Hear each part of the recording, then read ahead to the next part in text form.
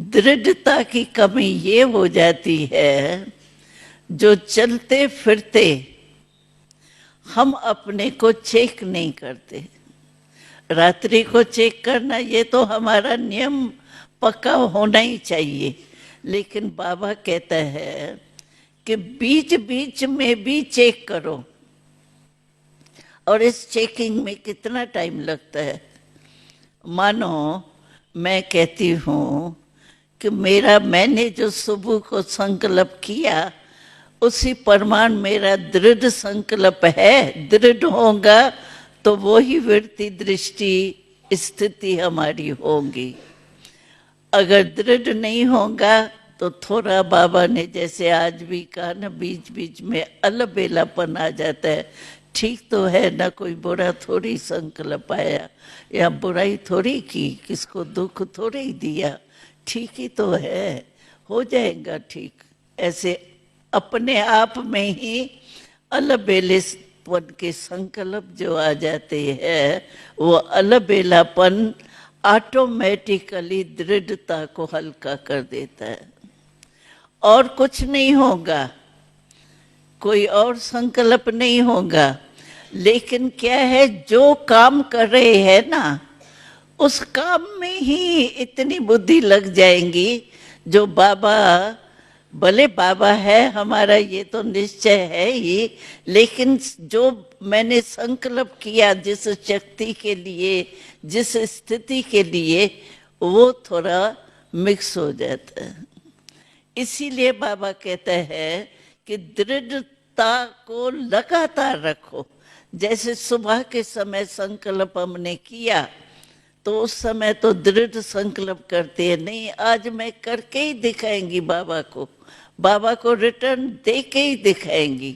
सुबह के टाइम ऐसा उमंग उत्साह आता है, लेकिन कर्म करते उसी कर्म के ही संकल्प में खो जाते हैं, तो हमारा जो दृढ़ता है उसमें थोड़ा अलबेलापन जो है ना, वो मिक्स हो जाता है।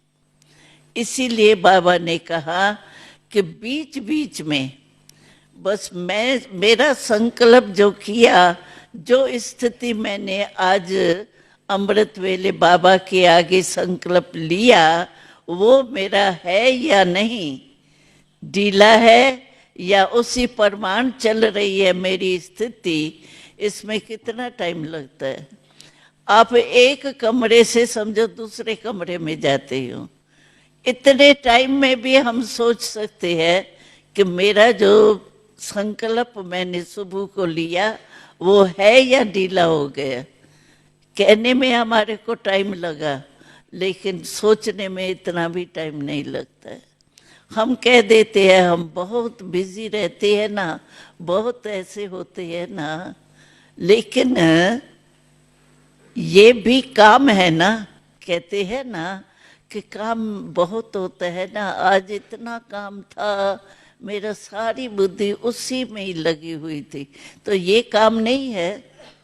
जैसे उस काम के लिए हमको ये रहता है कि काम था ना, वो पूरा करना था ना, जरूरी था ना, तो क्या ये भी काम है ना। बाबा ने अमृत वेले जो हमको, मैंने संकल्प किया बाबा के पास पहुंचा, ये भी तो काम है ना। तो अलबेलापन आ जाता है, हो जाएगा। कई ऐसे कहते हैं भले मेरे बीच बीच में थोड़ा ढीलापन आता है, लेकिन समय पर पहुंच जाऊंगी, मेरे को निश्चय है मैं हो ही जाऊंगी, लेकिन संस्कार अलबेलेपन का रहा हुआ होगा बीच बीच में, तो अंत में भी वो धोखा दे सकते हैं। हम समझते हैं पौना घंटा तो ये हमारा बिल्कुल स्पेशल है, क्योंकि बाबा का कहना है कि ये अमृत वेले का टाइम जो है ना, फिक्स किया हुआ है, ये समझो भगवान का टाइम हमारा मिला हुआ फिक्स है। आज प्रेसिडेंट टाइम अगर देवे हमको, भाई 8:30 बजे आना है, मिस करेंगे? या आज कोई ऐसा हमारा बहुत कोई नजदीक वाला प्यारा हमको टाइम देवे, तो हम मिस करेंगे? पहले पहुंच जाएंगे ना। ऐसे ही अगर हमको ये खास बाबा ने टाइम हमारा फिक्स किया है कि बच्चों के लिए है, भक्तों का पीछे टाइम होता है, लेकिन बच्चों के लिए अमृत वेले का ये टाइम स्पेशल बच्चे के लिए है। और उसी टाइम को हम समझो कभी कभी मिस भी हो जाता है, कभी मिक्स हो जाता है, तो क्या कहेंगे?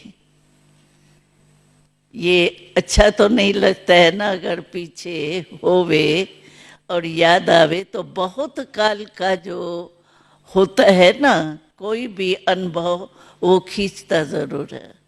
तो बाबा कहते हैं ये भी आपका संगम का 1 सेकंड 1 वर्ष के समान है। बाबा ने लास्ट बोली में ये चैलेंज दी कि संगम समय का 1 सेकंड जो है वो 1 वर्ष के समान है।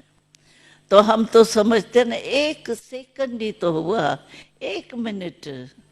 कई ऐसे भाई बहने होते हैं ना, एक दो में बातचीत करते, जरूरी भी नहीं होती है, ऐसे साधारण होती है, कहेंगे भाई अभी तुम्हारा टाइम तो ये नहीं था, फिर बात करते कहेंगे नहीं नहीं, खड़े खड़े ऐसे 2 मिनट इससे बात की, कोई ज्यादा थोड़ी की, लेकिन 2 मिनट नहीं की, संगम के 2 वर्ष आपने गंवाया।